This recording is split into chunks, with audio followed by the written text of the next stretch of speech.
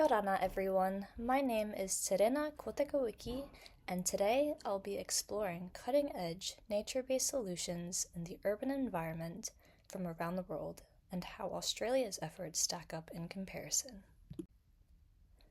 When we think about urban environments, we picture concrete, steel, and technology, the very elements that define modern cities. But what if we could incorporate more of the natural world into the design of our cities? Nature-based solutions are ways of incorporating natural resources, like plants, to mitigate urban environmental issues. Think about the cities that we all live in. They are constantly changing and expanding. When infrastructure and city planning gets involved, nature is often overlooked. Using nature-based solutions does more than just solve environmental problems. They help cities become more resilient to climate impacts and directly contribute to global sustainable development goals, including SDG 6, clean water and sanitation, SDG 11, sustainable cities and communities, and SDG 13, climate action. Nature-based solutions appear in many different ways. Two of these include planting trees to buffer towns with plants that can soak up rain to reduce flooding, and the use of green infrastructure, including green roofs, which help absorb heat, provide shade, and are more visually appealing. These solutions not only help the environment, but also help people feel more connected to nature. Now let's take a look at some inspiring global examples of how cities are already putting these solutions into action.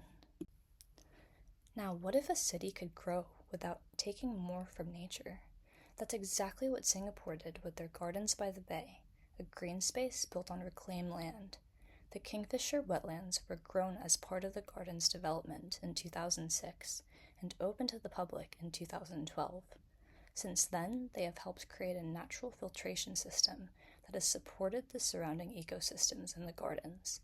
This project aligns with Singapore's sustainable blueprint, which aims to incorporate green spaces into urban environments.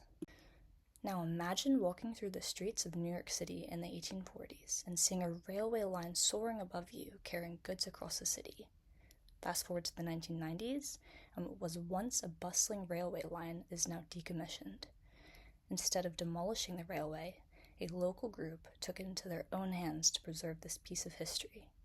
Instead, over the course of 5 years, beginning in 2006, they began working on the railway to convert it into the famous urban park that we know today. Even on the shores of Rarotonga, nature-based solutions are being incorporated to mitigate issues hidden behind the beauty of the island. In the heart of Muri, a small local community, a group of local environmentalists have taken on a unique initiative. They are in the process of designing and growing a tiny forest to mitigate pollution and chemical runoff from farmers. It's a simple idea that holds a great promise. If successful, this could change the way we reduce the effects of pollution in the Cook Islands. Sydney, known for the iconic Opera House on the harbour, also faces tough environmental challenges. As Sydney continues to grow, it faces the challenge of managing urban expansion while trying to protect its natural landscapes.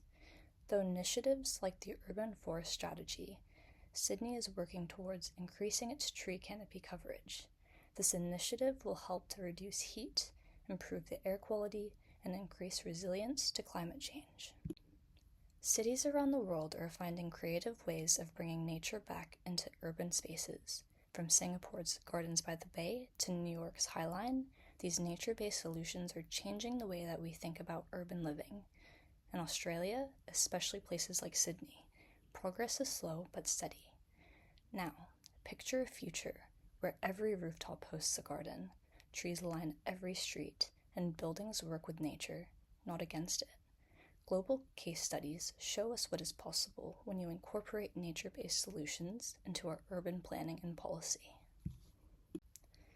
Meitaki maata, and I look forward to our discussions this week.